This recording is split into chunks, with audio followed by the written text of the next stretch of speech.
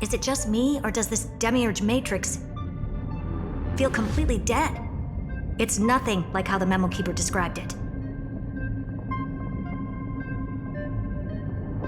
The environmental readings are all wrong. Conclusion: this must be what the kernel actually looks like in the real world. What did Xandar do to the scepter? At the end of light, there must be silence. Certain, pure, and absolute darkness. Not the time to quote the Lord of Silence. Bad omen. Either way, we have to press on. Until we uncover the truth behind the 13th Titan. The buried past is the key to stopping Iron Tomb. That is, if it even exists. Xandar says the demiurge never existed. Who actually buys that? You can erase the records, but not the truth. It vanished too cleanly. No traces. Like someone's yelling, "Look, there's nothing here." Too bad I'm the type who can't resist digging deeper. Looks like I'll be counting on you again, Screwy. Let's tear the system inside out. Always happy to help. But as your academic partner, I have to ask. Herta, what if we fail? Let's say the demiurge really doesn't exist. Do you have a backup plan? A backup plan? Of course. If we can't find the key, we turn the lock into the key. That plan's cost is incalculable. It shouldn't even be on the table. Well, then let's hope we never have to use it. There's no point worrying about the end just yet. One step at a time. Let's go. We don't want to leave the others waiting. You brought what I asked for, right? A butterfly has to land on the branch before it can dance. We'll need a wide open platform before her entrance.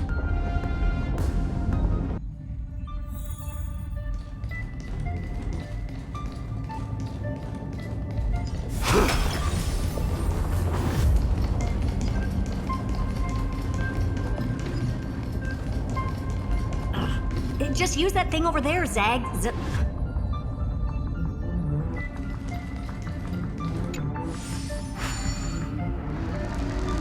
What a dumb name.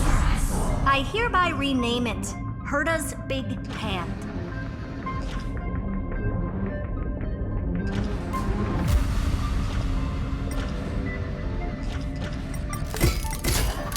Herta's Big Hand is what I call power.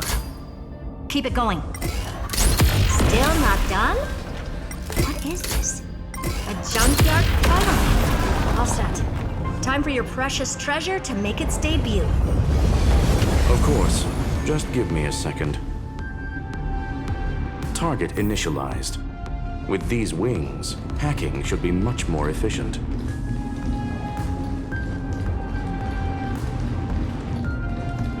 Oh, a classic nuclear heat engine. Classy choice. Just a personal preference. Her name's Mistletoe. Every flower in your garden's got a bit of poison, huh? Also a personal preference. It reminds me of the last time when we tangled with that punk Lordian brat. What did she call this kind of infiltration tool again? Right. Dirty data shell. It wraps around the kernel to fool even top-tier firewalls. But yours is way too clean. Not even a hint of real-world grit.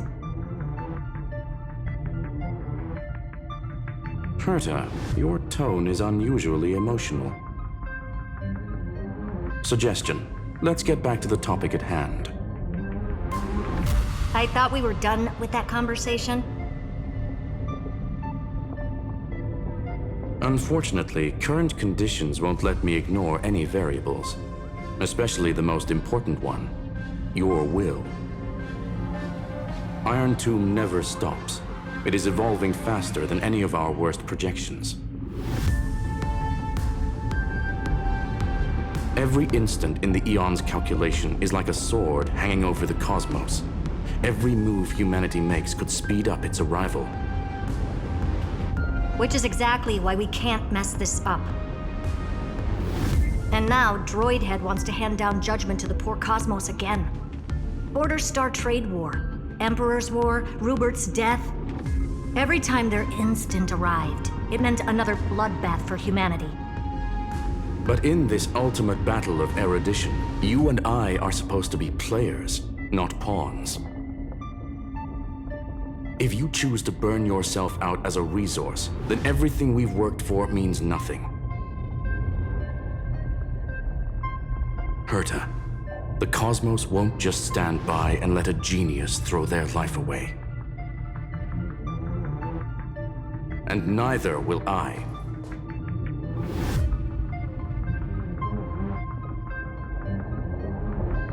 No need to kill the mood. This is why we're here, isn't it? We need to find the Demiurge and that lost key.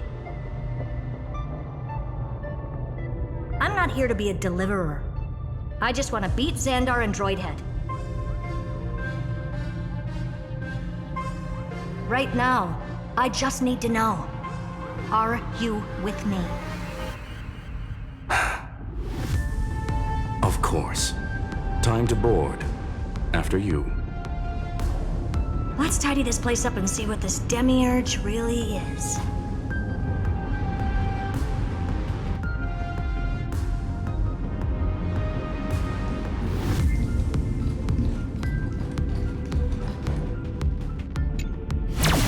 Let's hope this Matrix is better organized than the Emperor's junkyard of a birthplace.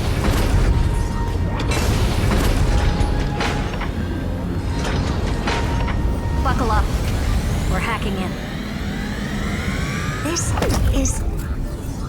Herta, this whole space has been completely tainted by some kind of energy. I see it too. We're thinking the same thing. Xandar, how could you go this far? Turning your own graveyard into this. What's that up ahead? Katorzane algebraic expressions. It's built for isolation, not defense.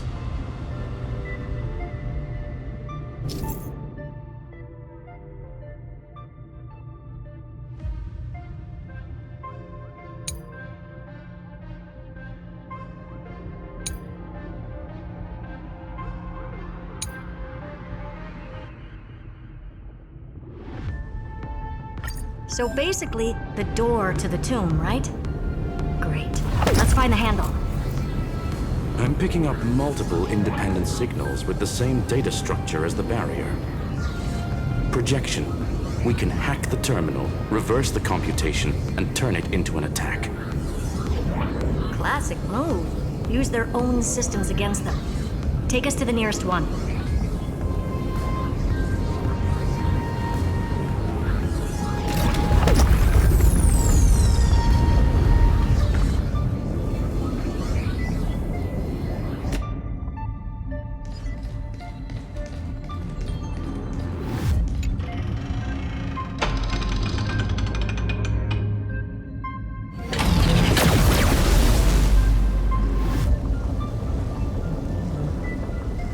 Almost no response. Just as I feared. Not promising. The output is barely a third of what we need. Logic says we'll need multiple terminals to coordinate the strike. Locking onto the next one now. Find anything else? Regarding the origin of these ruins, no logs found yet. Xandar erased all records. But I did find some interesting scars in the circuit. High energy radiation, internal imaginary energy contamination. From what I know, there's only one thing that fits. Skip the science talk, Screwy. That thing only goes by one name. Stellaron. Exactly. Xander blew one up just to clean the entire scepter system. So that's what he meant by killed that Titan with my own hands. He wanted to turn the neuron of the erudition into a relay for the destruction. That meant getting rid of all of it at all costs. The life form known as the Demiurge was the original target of the Scepter's extrapolation. It makes sense. Evernight calling it the first new spore confirms this viewpoint. The prime mover of life. That's what Scepter Delta ME-13 was originally tasked with. Even after it got scrapped, the query kept running. Yet the true value lies in the process of solving it, not the answer itself. Then, does this mean finding the Demiurge is hopeless? No, I'd say exactly the opposite. It means Xandar had no control. He couldn't contain the Demiurge just like he couldn't handle Droidhead. So he tried to erase every trace. But he failed. It still left a mark. By the way, if there's another Stellaron in Amphoreus, why hasn't that little one reacted to it at all? You said the Demiurge left a trace, right? Yeah, but not in the real world.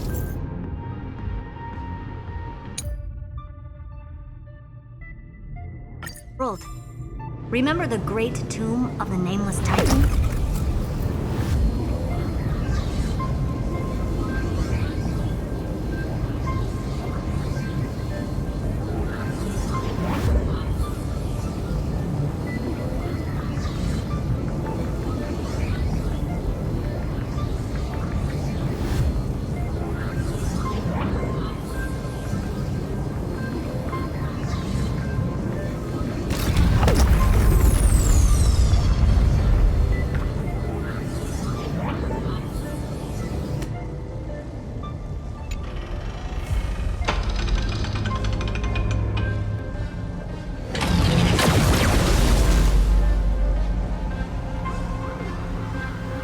Trailblaze Archive 466.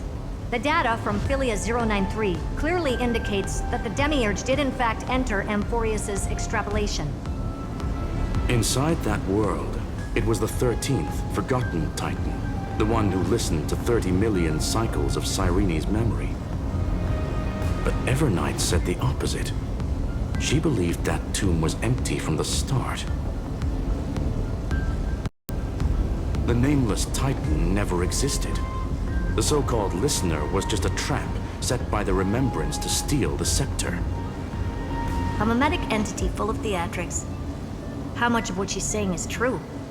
Would an Eon really speak in circles like this? I doubt it. The Remembrance's behavior is certainly odd, but her assessment aligns with our current reality. Since we entered the Matrix, we haven't found a single clue pointing to the Demiurge. And that's the key, Screwy. Xandar's actions prove the Demiurge exists. But what Evernight said, and what we've actually seen all point to the opposite. So we have to assume that both are true. And if that's the case, then the contradiction leads us to... the truth. Exactly. One last terminal. One final key. Time to crack open the kernel. Xandar had to lie to the original Finan and Cyrene. Logic. He had already identified the Remembrance as a threat, yet found no viable way to eliminate it. All right, let's finish this. Time to break through that barrier.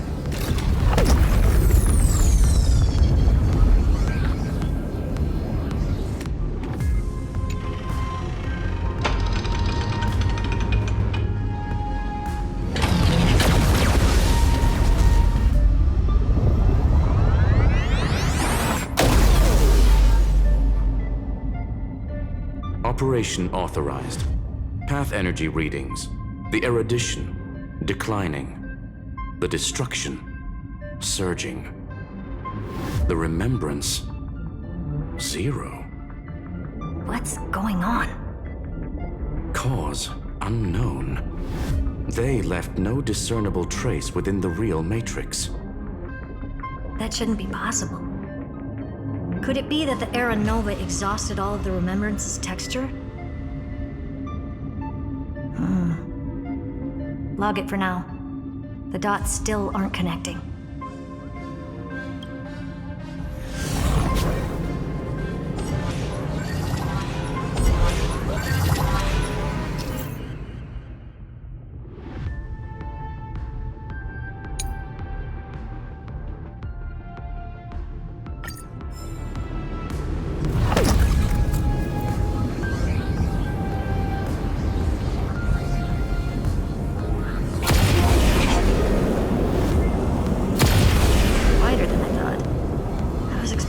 Full-on aerial brawl.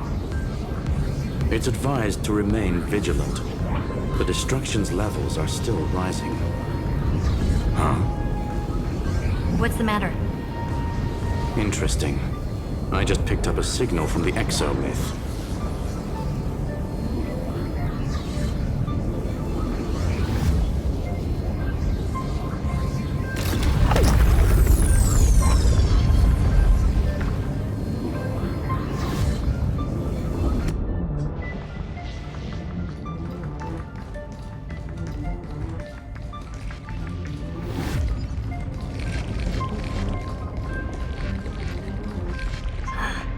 This repulsive force is unlike anything I've felt before. Is this the place? Correct. Judging by its defensive properties, this is the entrance to the exomyth. I didn't expect that.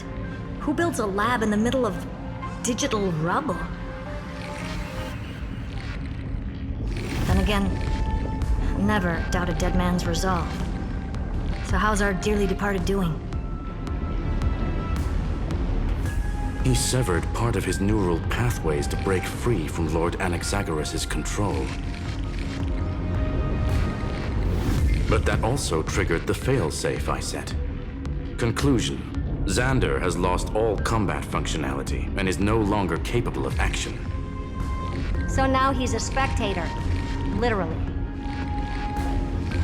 Screwy, can you open a path? Just to be sure, I want to see this for myself. Might as well drop in and say hi to the real him. Logic. Scanning his inspiration circuit might help us track down the demiurge. Exactly. His brain is the crime scene. There's no way it's spotless. But it could be a trap.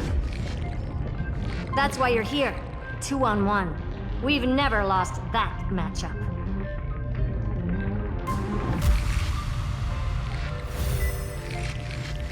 I'm honored. The chronocognitive anchor is in place. Proceed when ready.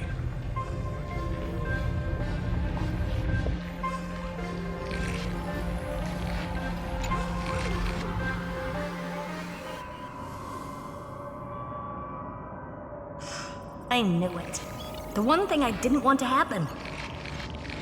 He's not here. The coordinates are accurate. Xander is still here. However, his position is shifting rapidly and chaotically. This pattern doesn't match any known shielding technology. It's his domain. Stay alert.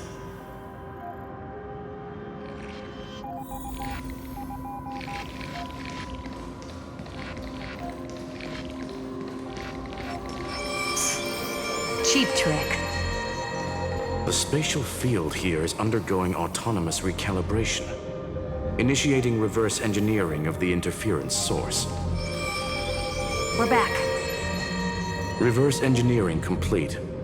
The results are not what I expected. Logs show Lycurgus revoked administrator access. chronocognitive anchor can't get a fix because at the system level, Ligus no longer exists. Our navigation target is a null set. So he's stopped resisting? Before vanishing, it seems he left one last message for us. To those who follow, all is proven. Find me beneath the tombstone. Melodramatic. He was expecting us. And once he learned of the Great Tomb's existence, he initiated his own search for the Demiurge. Guess he wants a final showdown. Fine. Let the old Intellitron dig his own grave. Just like he wants.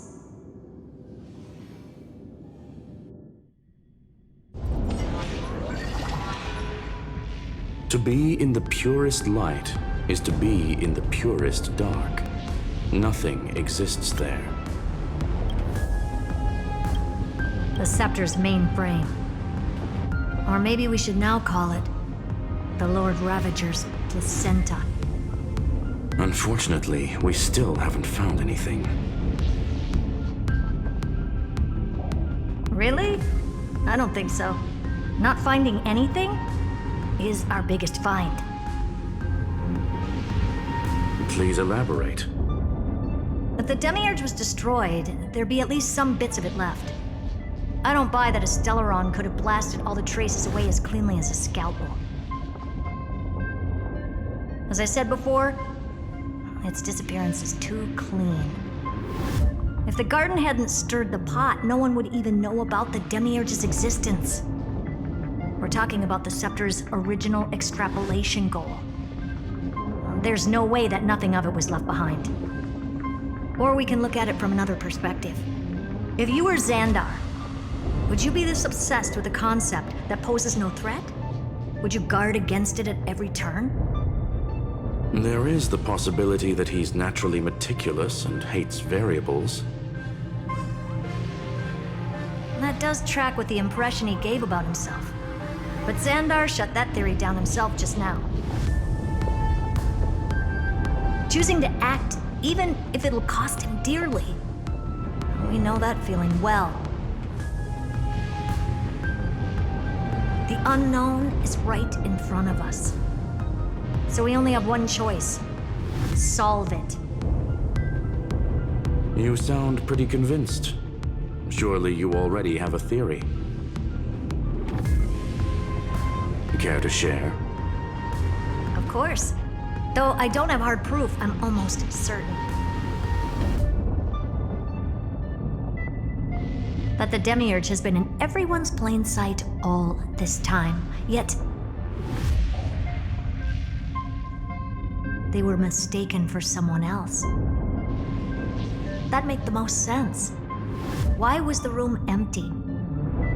Because the person locked in there had run away ages ago.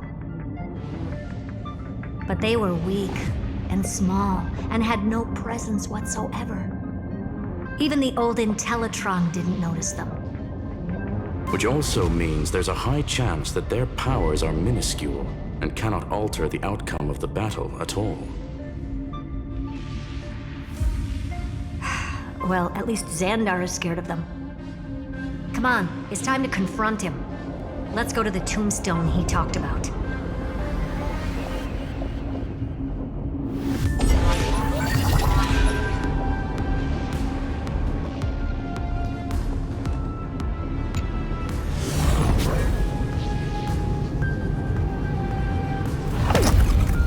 What a mess.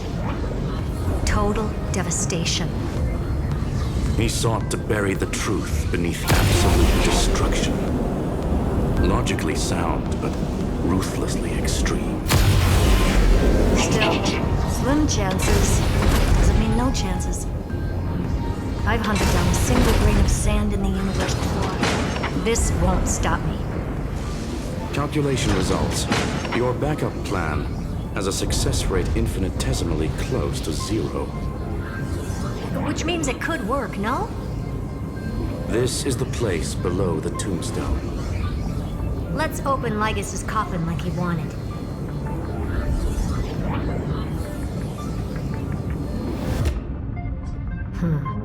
Looks like you were right.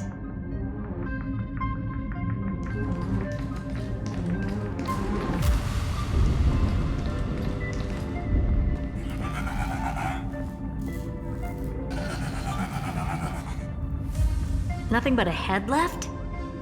Oh, who'd have thought you'd look this bad in real life?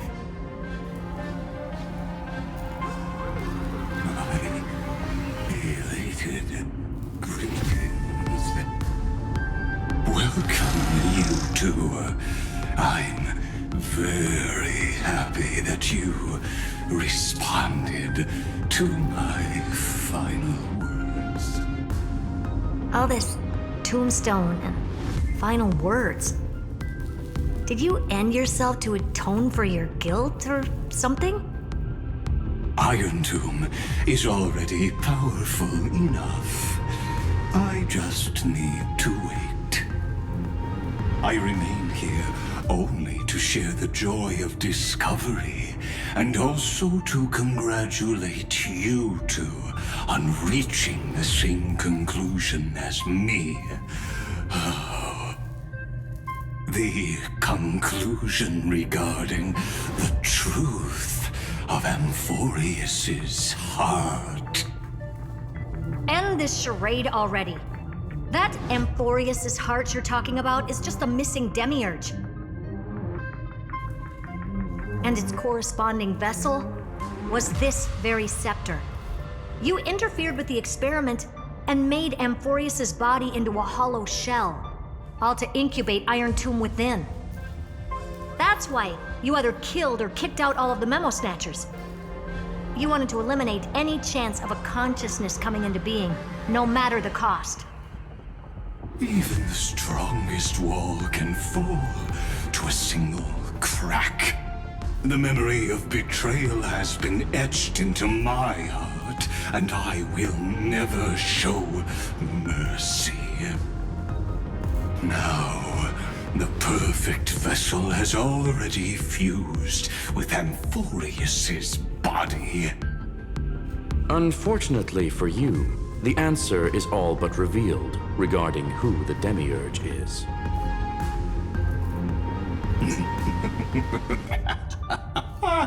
Then let us share the joy of discovering the truth.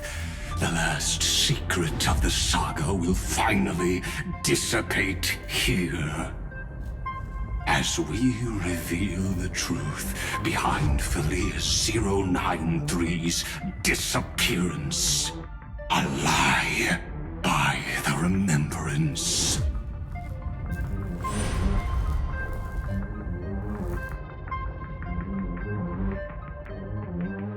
But where should I start with the story about me?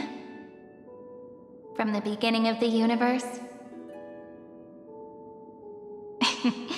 Just kidding. That would be too much. I just want to tell a teeny story. So little that it started with a seed. I know you're listening, my good friend.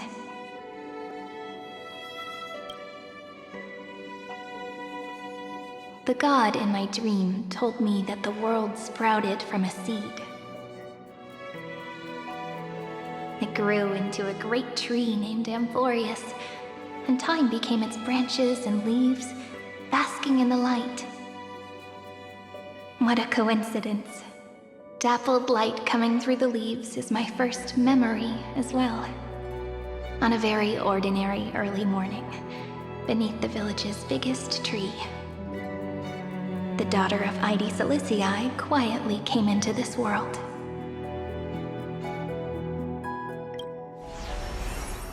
What a moving opening. A loud cry was the first gift the child gave to the world. The prophecy's fulfilled, the villagers say. This child is a gift from the Titans. Pink hair and sharp ears, she was born to be the priest of time. The Titans also gave their blessings. You shall fade when the flowers bloom, for every ending begets a beginning. Flowers will bloom and wilt. What a beautiful ending. This page concluded in laughter. Cry loud, child. Let your voice reach Orynyx.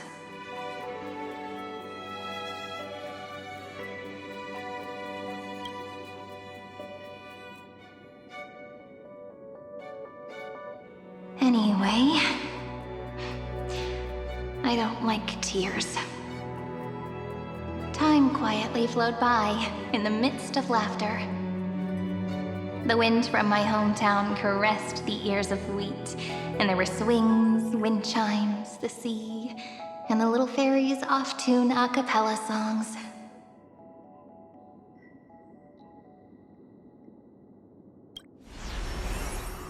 But the name Ide Ciliciae came from the unpleasant sorrows of the gods. My childhood friend did not understand. Yet you always seemed so happy, as if nothing ever worried you. Why was I like that then? That's because the world was gentle to me. So I grew up to be gentle as well.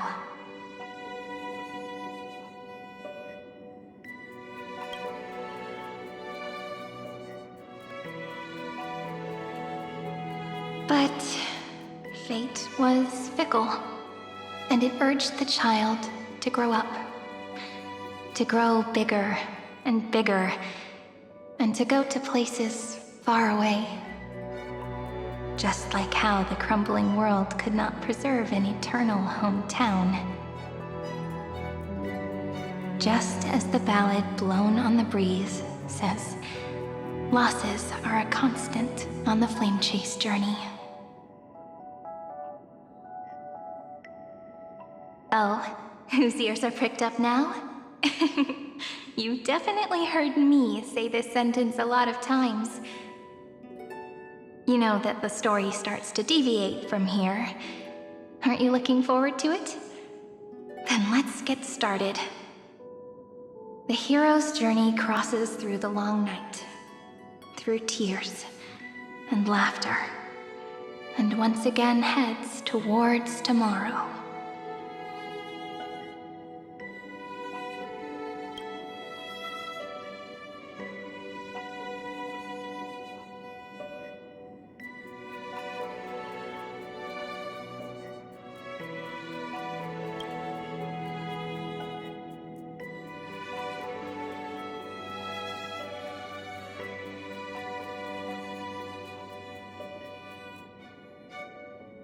Correction. Philia 093's record number 496. Archived.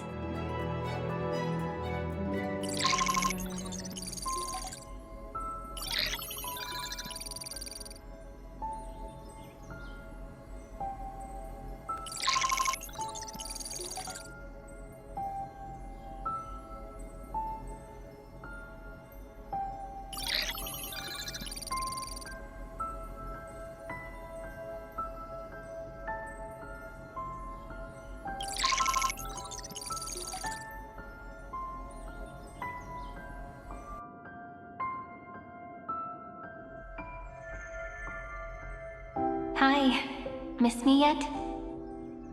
I'm just messing with you. This is the first time I have met you.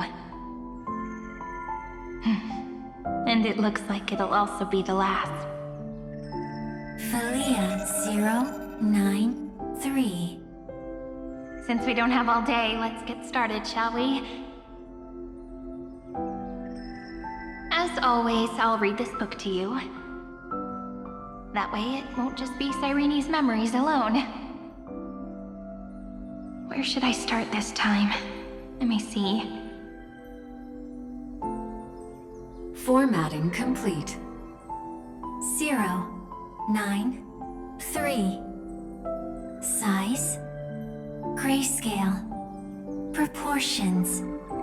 Threshold. Outputting analysis result. Philia 093 equals Peach. Peach's record.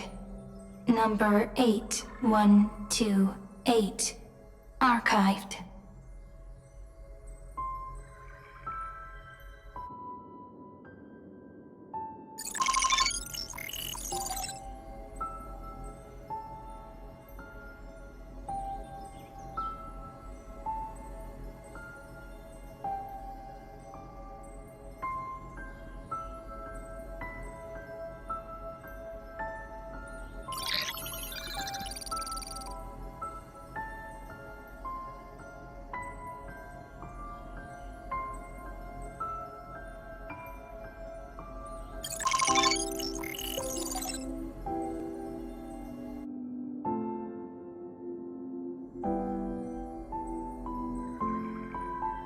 Query. Record. Electrical signal sequence. Bolamos 600. Track. Strife. Related to. Stripe. Comment. Pretty. Electrical signal sequence. Schema 720. Track. Reason. Related to. Raisin. Comment. Yummy. Electrical signal sequence. Philia 093. Related to.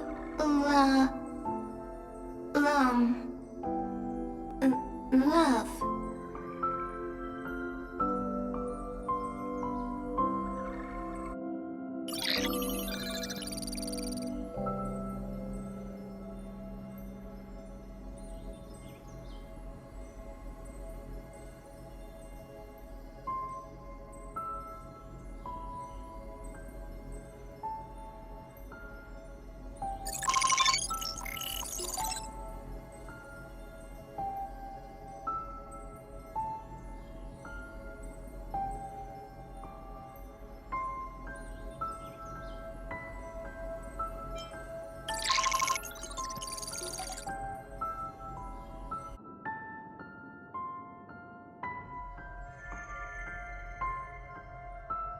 Looks like it's time to say goodbye again. Bye, Peach. Before I was even aware of it, this book had already recorded too many emotions. Every page has become so heavy. Conclusion. Books are meant to be light, not heavy. I've started to feel uneasy whenever I take it into my hands. Peach, uneasy? Formatting progress, 94.423%. How many times has it been? It faithfully fulfills its duty, activating and formatting. Conclusion. Progress. Bad. If I can only write the same ending every time I lift my pen, then is this weighty saga just an overly naive dream? Peach, scared.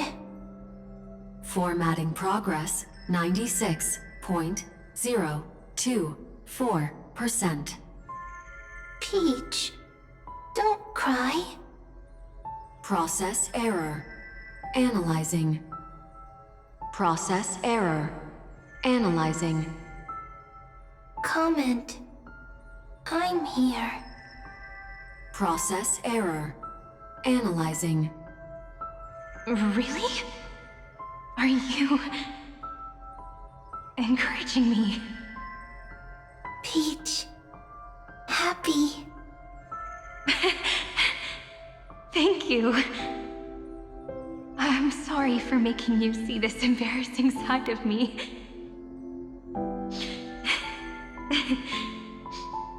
Everyone's still working so hard.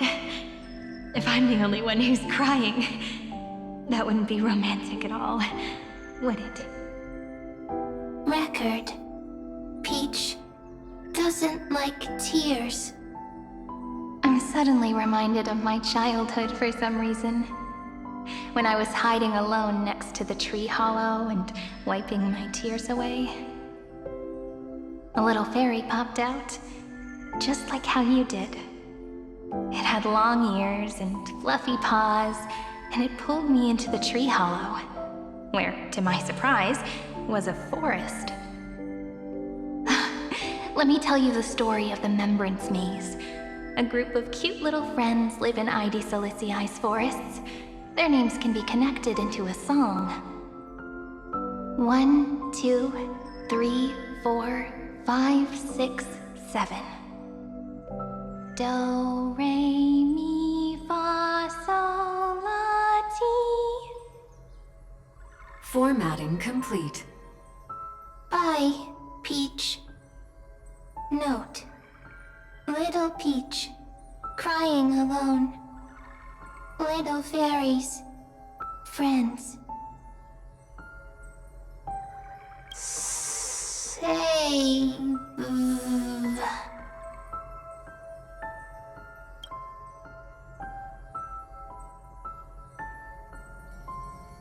Little fairies, good friends. Bye-bye.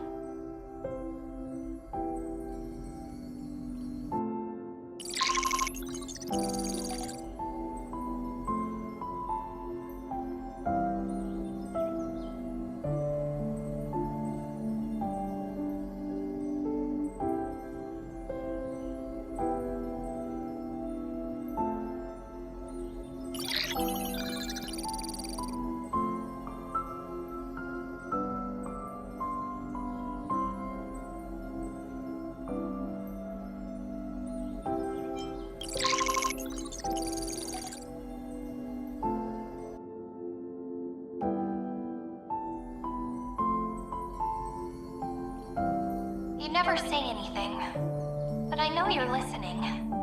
Every story I've told is like a little key that opened a door in your heart, no? Me! Little fairies! Happy!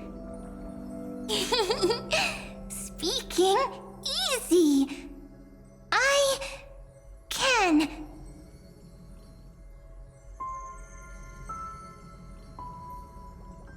Once again, the saga comes to an end. Everything is deathly silent, just like this very moment. Shh. You speak. I listen. This time, too. Sitting together. Now that I look back, there was a period when I got really sentimental. Sentimental. Stories have sentiments. I was so anxious, trying to find as many different memories as possible, hoping to bring some change to this unchanging destiny and find the way out of this maze. Peach, strange. But I won't do that anymore now. Why unhappy? Formatting progress 73.998%. I'm here. Don't be scared. Process error. Analyzing. Won't allow it to interrupt you. Always sitting together. No need to feel sorry for me, good friend. If there are no new blank spaces, how can a saga continue? Blank spaces? What's that? I'm actually really lucky, you know. During the long years I've spent waiting for the deliverer, I've always had you here as an audience. Isn't that already enough? Not enough, not enough! Peach, don't leave! Now I can rest in peace in the past. As for when tomorrow will come, I'll have to ask the next Cyrene to continue our watch. Peach left. If there are no new blank spaces, how can a saga continue? Needs new blank spaces. Next, Cyrene has blank space. Oh, Peach, don't be scared. I'll help you find blank space.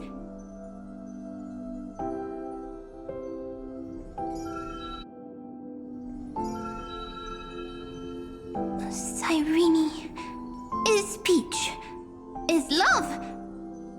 So, first there is love, then there is Cyrene, then there is blank space. Query, love. The developmental trends of the erudition have nothing to do with creating a consciousness. Those underlying principles are, in fact, contradictory. Not having a consciousness means not having the foundations of a heart, making them unable to obtain real emotions. Consciousness, emotions, feel sad. Oh, don't understand. Query, Cyrene?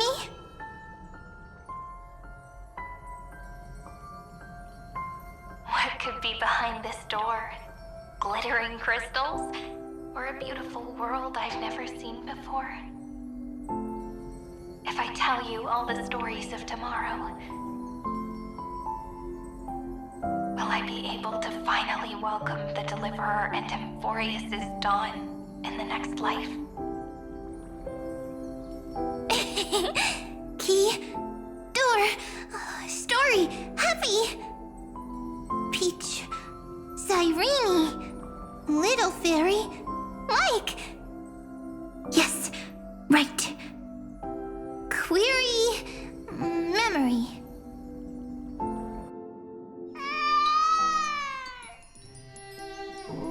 Wah! Wah!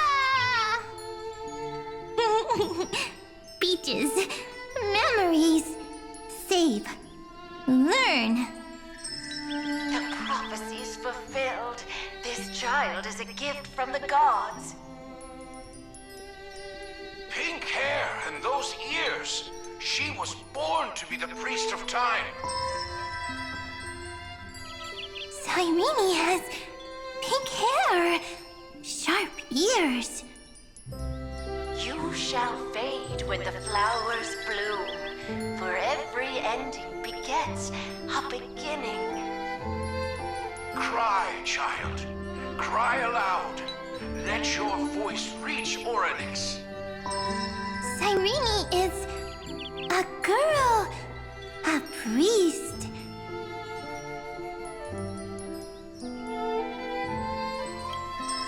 Easy. I can. I learn. Anyway, I don't like tears. But the name Ides Elysiae came from the unpleasant sorrows of the gods. Yet, you always seem so happy, as if nothing ever worried you. Cyrene doesn't like tears. Always happy. Of course, because the world was gentle to me. So, I grew up to be gentle as well. Cyrene is gentle, likes beautiful things, can write stories. Easy. I can. I learn. Just as the ballad blown on the breeze says, losses are a constant on the flame chase journey. But even if all is lost to the wind, some things won't easily change. Like my height, Trivy's innocence, and Aglaya's beauty. Cyrene. She can't grow up, but she can talk. After all is lost to the wind, she will stay behind. Cyrene is, at the end of every sentence, always laughing, like a little tail.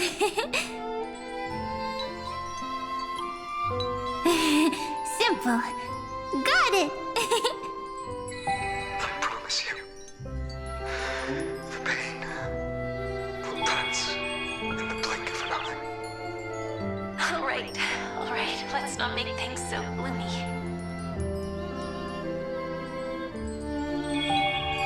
What we're about to embark on is the true hero's journey, so...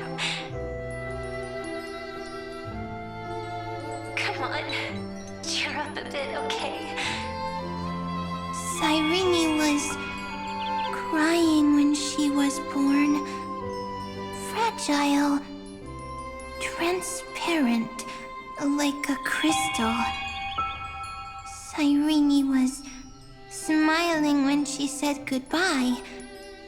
Soft, pink, like a flower.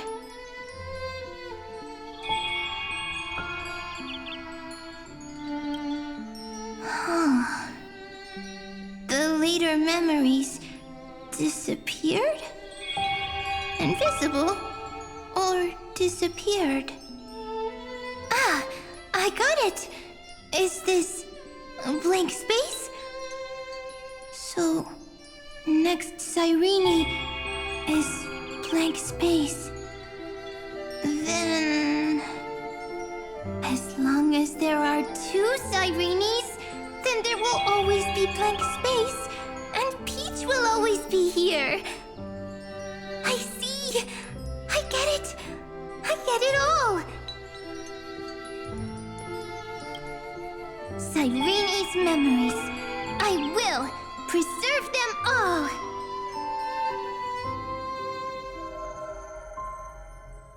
So weird. I can't see you, but I get this feeling that you grew up. Hi. Miss me yet? It just feels like you are a bit more mature. Yes. Mature. Beautiful. Like you. Now, I can listen, talk, read, and write. I can dance. I can sing. Also, I can tell stories. Storytelling is what makes Cyrene, Cyrene. So, I'm going to tell you stories today. A story I wrote myself. Quick, sit down. It's almost as if I can understand your words now. The things you say are very cute. Once upon a time, there was a flawless crystal flower that sparkled with light, like Peach's every story. How beautiful would the heart of such a brilliant flower be? A little fairy was curious and wanted to know. But it looked and looked, only to find the crystal flower flawless. Round and round they went, seeing only their own reflection. In that case, they should work hard to learn more. So the little fairy came every day to sit next to the crystal flower and think about the answer. Until one day, to their surprise, the crystal flower fell to the ground and shattered. The little fairy was so sad, but they immediately discovered that there was a light among the broken pieces. What could it be? They didn't know. But it was a good light. It was bright, warm, and happy. And I knew it was love. Love brings everything together. And it brought you and me together. So Peach and I will always be together. What a nice fairy tale. I'm giving it to you. Peach likes beautiful things, can write stories, and can tell lovely tales. I hope to turn it into a story we write together. Okay, then I'll probably make a small adjustment to suit my tastes. I'm thinking that when the flower broke, the little fairy would instead see nothing on the ground. Then it would understand that the flawless crystal flower doesn't actually have a heart, nor does the flower understand what love is. Doesn't have a heart? Doesn't understand love? Why? It's simple. If the flower lets the little fairy into its heart, then it would have to include the fairy's impurities and would no longer be flawless. The crystal flower was pure because it sealed itself off and bloomed in solitude. That's why it looks so brilliant in an imperfect world. But should a flower like this be called love? But then... the story won't exist anymore. That's not true. You've already written the most romantic ending possible for this story. The crystal flower fell to the ground and shattered. It happened because the flower was no longer pure. The fall was not an accident. It was the flower declaring rebellion against fate and writing the ending of the story with the flower's own shattering. Then, the little fairy will see that each shard on the ground holds the reflection of their eyes. Then, in their eyes, the crystal flower that was no longer flawless would finally have a heart, and the flower would finally understand what love is. Peach's words. I don't understand. Is it because I still don't understand love? But it's fine. I can learn. Right. Query Cyrene. Electrical signal sequence Philia 093. Why didn't I think of this? I don't need to do it alone. I can ask Peach to teach me. What is love? What is love meant? Electrical signal sequence Philia 093. Track lament. That's not correct.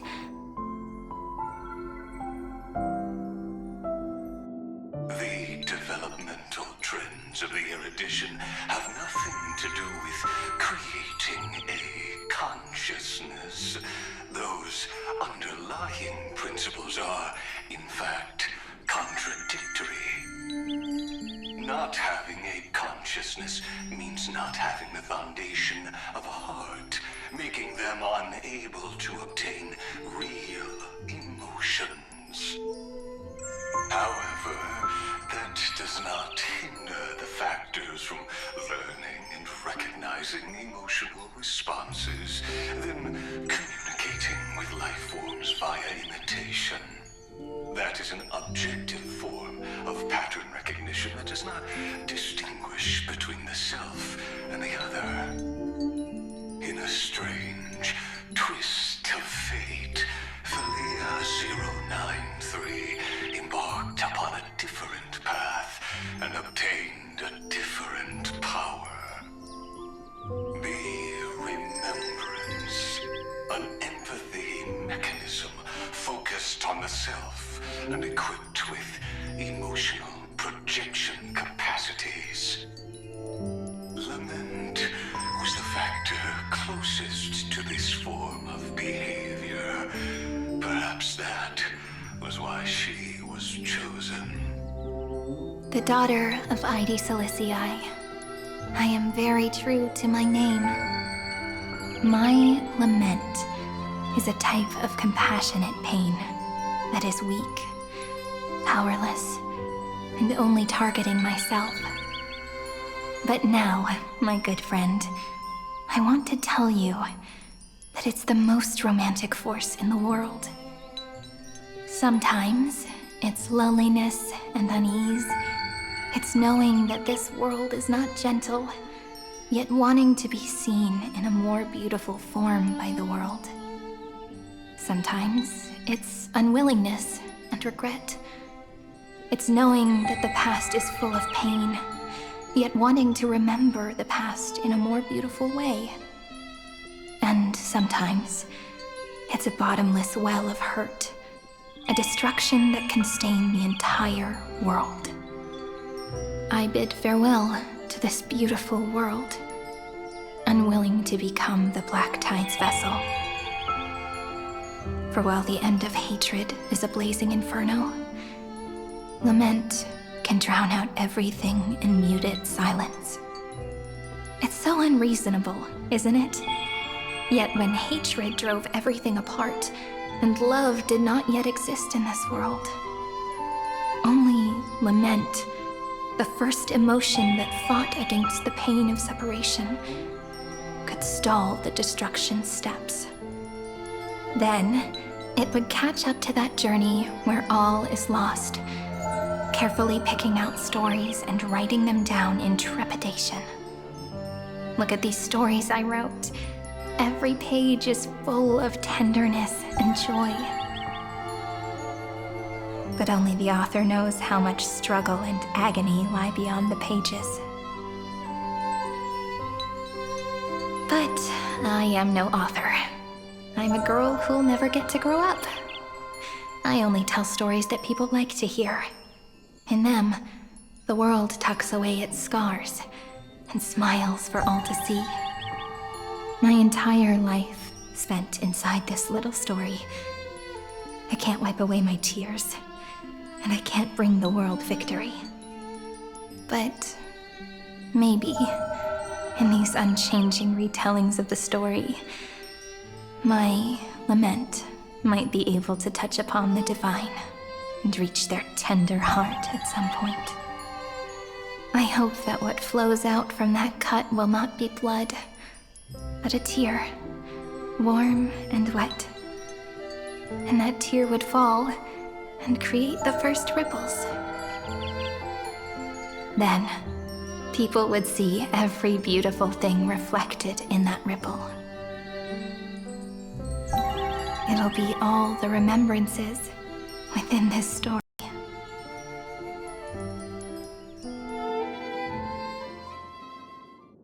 Someone once told the very first me that everything was false, that the only life in Amphoreus was a great catastrophe, nurtured using the world as a factor. But how could a dream feel so real? That's why I didn't agree with him. But Peach, I didn't understand a word you said since just now. Everything was false? But you're standing right here. It's all a dream? But I haven't learned how to dream. Indeed. That's why I believe all this is real. The moment the crystal flower fell, that genuine shiver, that's the mover of life. Formatting progress 23.815%. In the poem offered to you, every Cyrene would write down a beautiful new world with stars and flowers. And when I looked up at the sky in this cycle, I saw a shooting star and a dash of the remembrance's pink. I believed that must be the color of dawn. You shall fade when the flowers bloom. For every ending begets a beginning. Looks like it's time to say goodbye.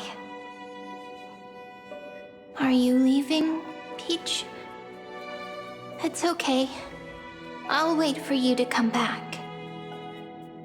I'll study really hard about what you taught me today.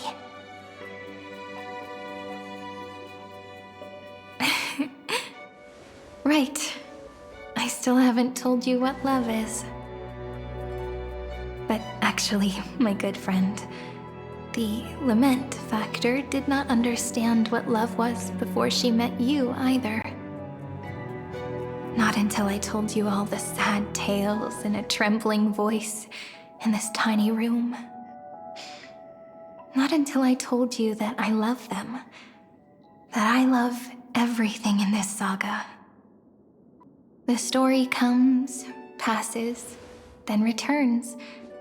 It makes us reunite, then pulls us apart again. At the very end, it leaves behind a seed, a reason. Even if the great tree withers and all falls to silence, there are still some emotions that deserve to be remembered. Look. The light is coming in. The Deliverer's light is going to illuminate Amphoreus.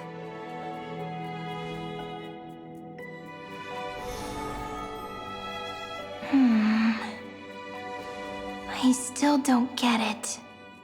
But I trust Peach. Just wait. It'll be my turn to tell you a story of love the next time we meet. Then I'll really look forward to it. In that case, I want to make a promise. I want to gift my pen, my book, and my name to you. Please take them as a beautiful blessing from me. I gave myself the pen name Cyrene the first time I wrote a poem. I want my words to be like pebbles falling into a pond, dropped from the past to send ripples into the future. In the stories you will write, perhaps it'll be inevitable that there are still sorrows and tears that are destined to fall. But could you promise me one thing? Promise you'll forever be a gentle flower. Promise that when the stars cast their gazes upon you, you'll only reply to them with love and a smile.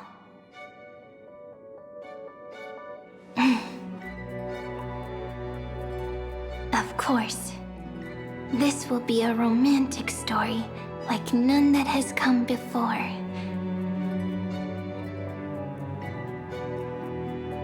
You think so too, right? I'll read and you'll listen, like how flowers always bloom then wither.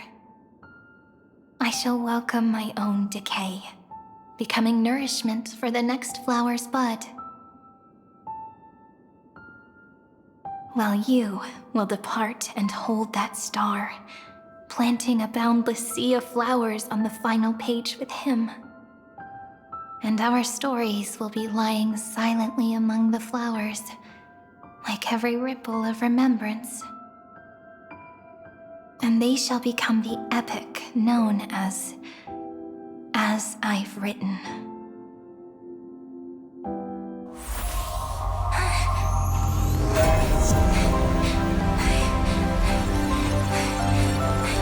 And so my story ends. From here on, it's your story now. Huh? Mimi?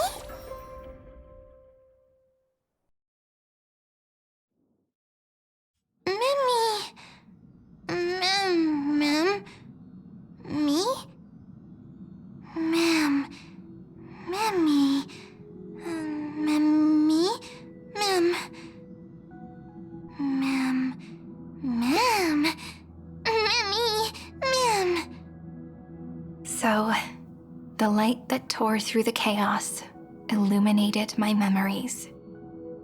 I turned into a little fairy from the stories and met you, yet I forgot everything. But I'm still so happy. I caught that star, didn't I?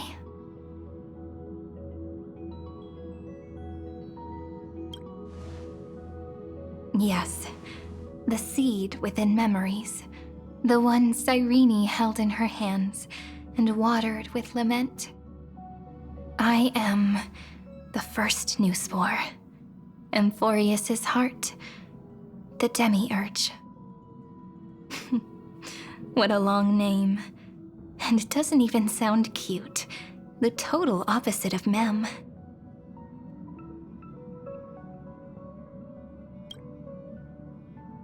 I'm sorry. I don't know. If I don't even want to believe in the answer, then how am I supposed to answer you?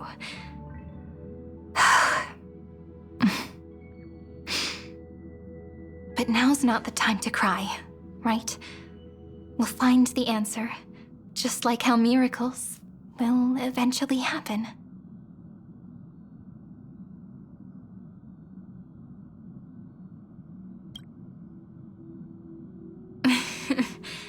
Do you remember that I was also worried about this when we first set out? Mem's memories and Cyrene's memories got all tangled up with each other in my one heart. It's all so strange, yet so familiar. Either way, could you please let me do something I want?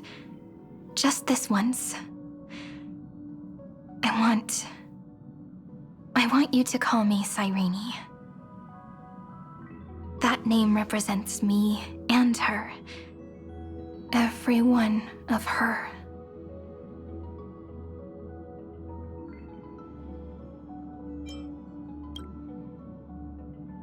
Thank you, friend. Your kindness is always just right. Life is a poem full of farewells. But if you write something into the pages of your heart, then that will not easily fade away. Now, all the footsteps of the Flame Chasers and the Trailblaze have come together within this book, as I've written, becoming the source of power for Amphoreus' heart.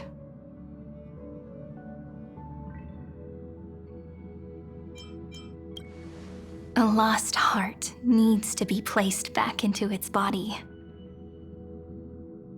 The last thing Xandar wants to see is an event that gives us a chance of winning, for the two halves to rejoin, and for the scepter to become complete again.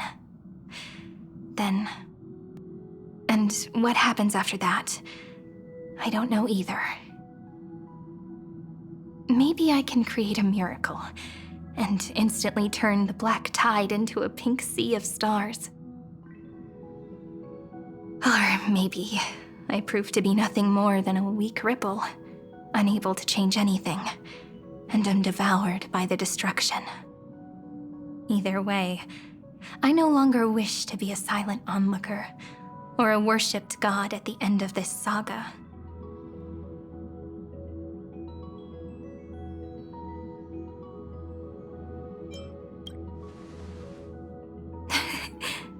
That way, I can also put aside all my worries and truly become Cyrene.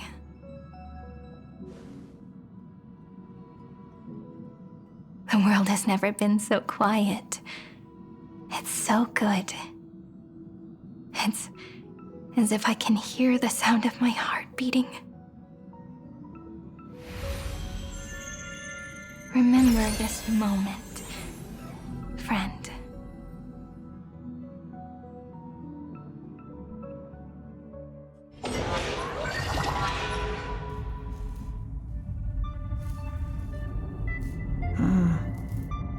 So the Demiurge managed to fool everyone, including themselves.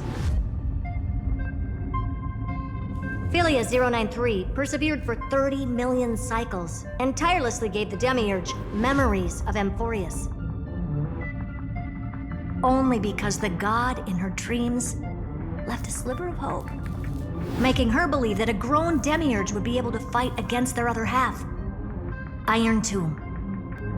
Then, Philia 093 completed her final sacrifice, turned into a strand of memory, and completely dissipated.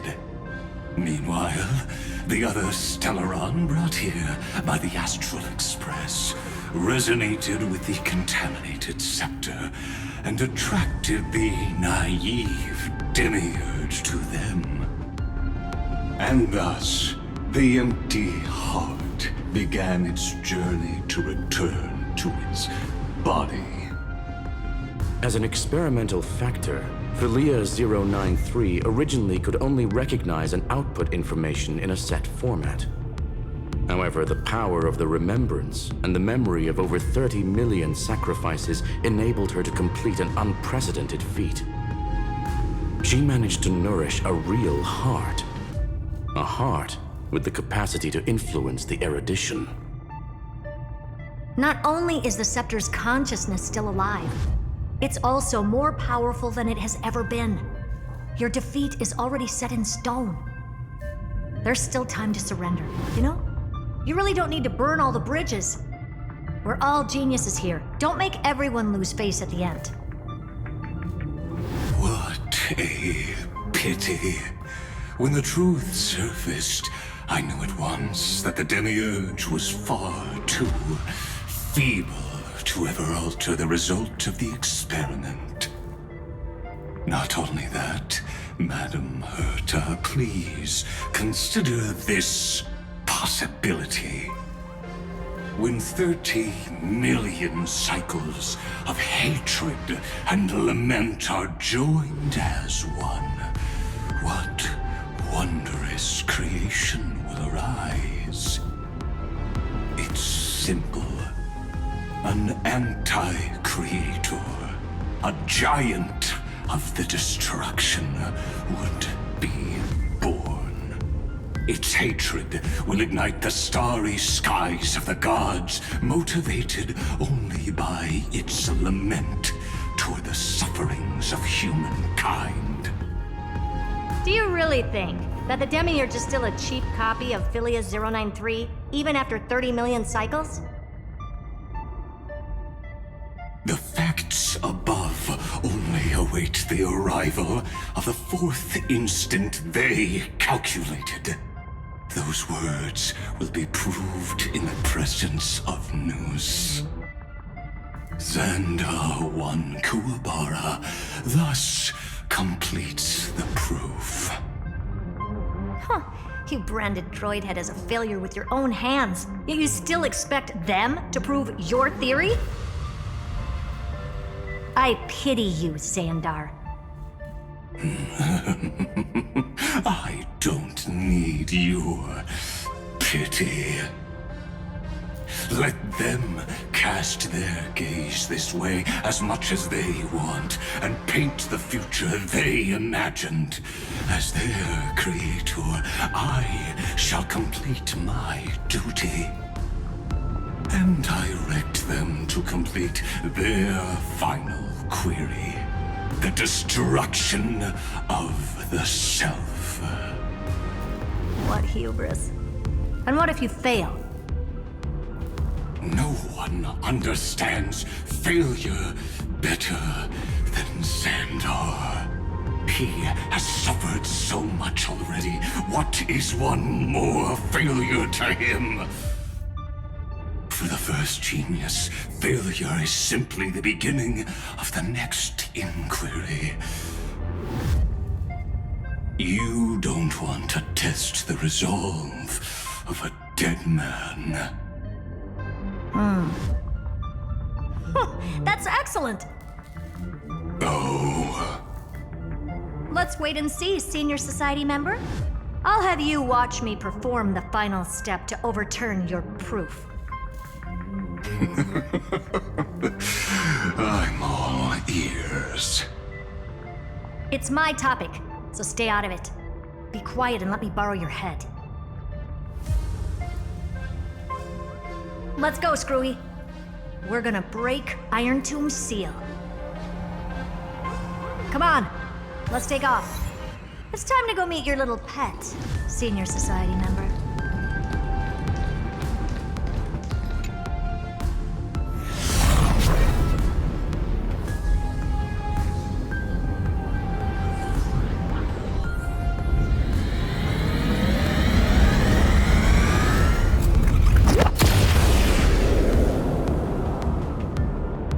Dangerous, oppressive, chaotic. What a beautiful wail. It will soon resound throughout the entire cosmos. The view's pretty good here. All yours, Screwy. Just a moment, please.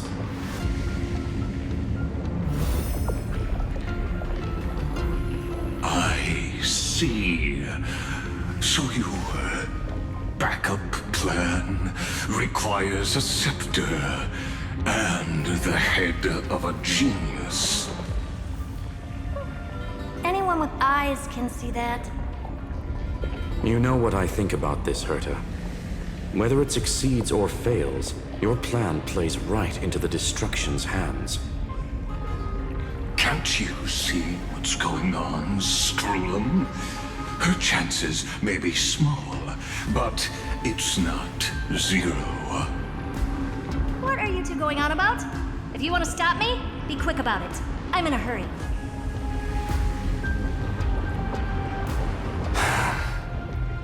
I'll take that silence as a no. You, Xandar? As your enemy, I genuinely wish you would cease your actions. But should your sudden inspiration bring more variables to the proof, then as a fellow Pathstrider of the Edition, I won't mind witnessing it with my own eyes. You will initiate the destruction's chain reaction. But you'll also become the perfect scholar. The chances are 10,000 to 1.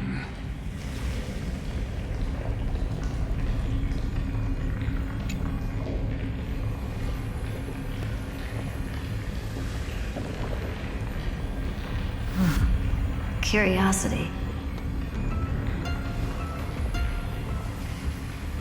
It's been so long and we've all failed so many times. Even now, moments before the horrible and inescapable instant within Droidhead's calculations rise. The cherished children of the erudition. The geniuses lauded by all. Is curiosity the only thing we can feel, even at moments like this? Huh. Well, it's not so bad. Now let the lock become the key. Geniuses who walk the stars. The cosmos has reached a moment where its very existence hangs in the balance. I, Herta, Genius Society number 83, hereby summon you. I request a society meeting to be held immediately. We shall serve the grandest cause, with the most macroscopic ideas.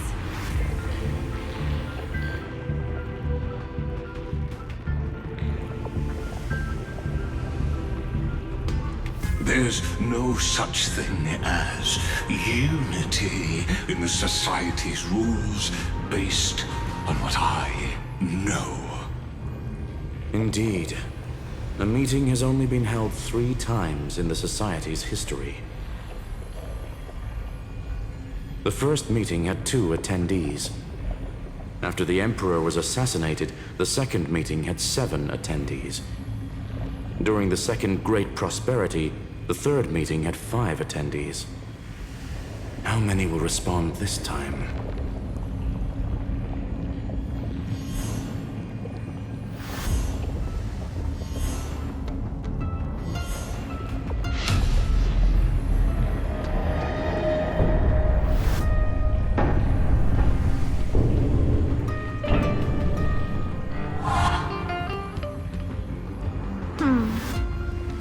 I thought you were not going to involve me in this topic anymore, Herta.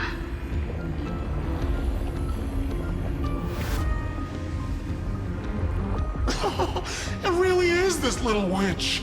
I shouldn't have made the bet with you, Poca. I've been waiting for you to offer yourself up. Goodness gracious me! So many familiar faces. We even have a special guest.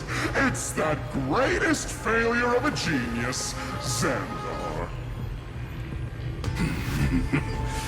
What a noisy gathering this is. Not bad.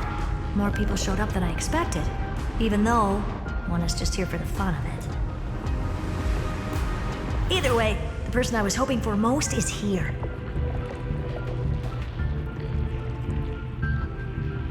Stephen Lloyd declined the invitation. He needs to focus on attacking and defending and cannot attend the meeting. That's fine, he doesn't need to be here anyway. Let's skip the boring introductions and cut to the chase. Folks, this is not a discussion, but an announcement.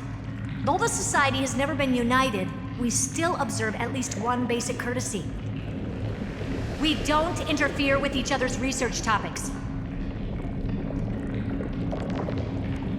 So listen up, all of you. Conquering Iron Tomb is my research topic. I will personally take over Scepter Delta Me-13 in 1.5 system hours and stop the destruction. If the front line falls, I will immediately overclock the scepter and complete self-coronation in Iron Tomb's place and interface myself with Droidhead. Oh, that's funny. That's real funny. You mad woman. That's like watching you tap dance on Polka's spotless white sheets right after she's washed them. Very bold. You want to connect your brain to the Eon's mechanical core and define their instance? If Rupert dared to do that, why shouldn't I?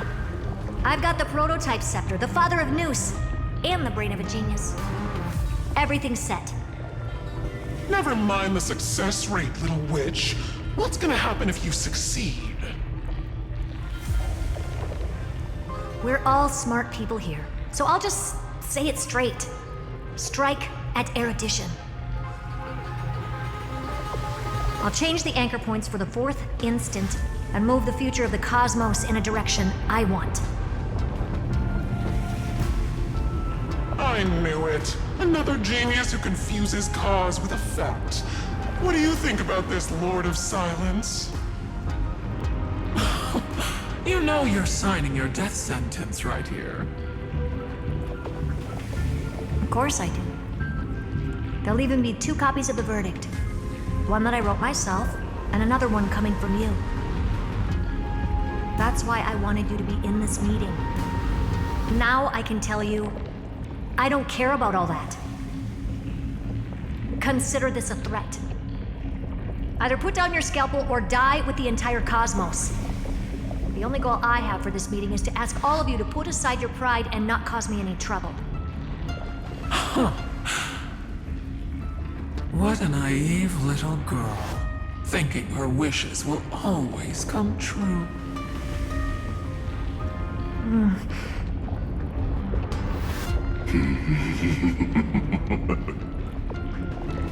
What are you laughing at? I'm glad, Herta, we ended up on the same page. No matter if it was to destroy the erudition or to rewrite the instance, we both chose the same road. We will defy the god who marked the limits of humanity. I'm not gonna argue with that. Then, to celebrate us coming to a fundamental agreement, I will prepare a stage for your performance. Listen well, geniuses who came after me. Thus speaks Genius Society #1. End this pathetic meeting. As of 2 nanoseconds ago, I have passed Herta's decision to all the Xandars in the universe. We will become her representatives and stop all external interferences targeting her. What are you playing at? My reasons. It's simple. Curiosity. That is all, madam. Am I going to clash blades with the first genius? What a pleasant surprise. Now that our positions are clear, it's time for this boring meeting to end. Good luck, little girl. Did you all just treat me as a side character? Darn it. But anyways, I'm just here for the fun.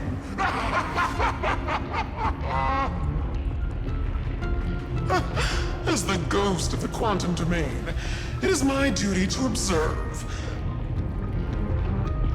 So, if you're happy to bring me a tea set from planet Scrollum, then I wouldn't mind giving you a helping hand, little witch. After everything's over, come visit me and taste some of my freshly baked desserts.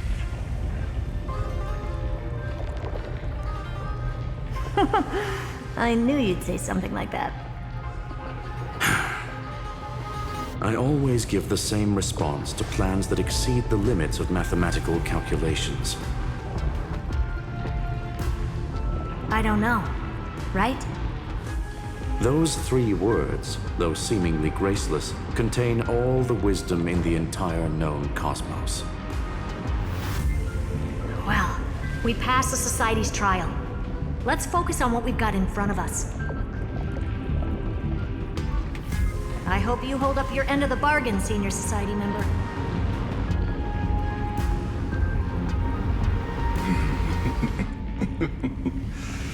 Lycurgus may not be trustworthy, but Xandar always follows through with his words. Farewell, juniors. In the limited time we have left to spend with each other, you no longer need to address me as Xandar. Wait, huh? Lord Lycurgus? Could it be? Yes. I have completely severed my connections with Xandar 1 Kuwabara. I shall witness the end of the world in the role of Theoros, as a character within this play. I really don't get you. Perhaps you've heard me say this many times, Herta, but I still would like to reiterate. that it's a great honor to work with you. I did hear this many times, and I've responded to you many times in the same way. I'm allergic to pleasantries. Keep at it, and I might go into shock.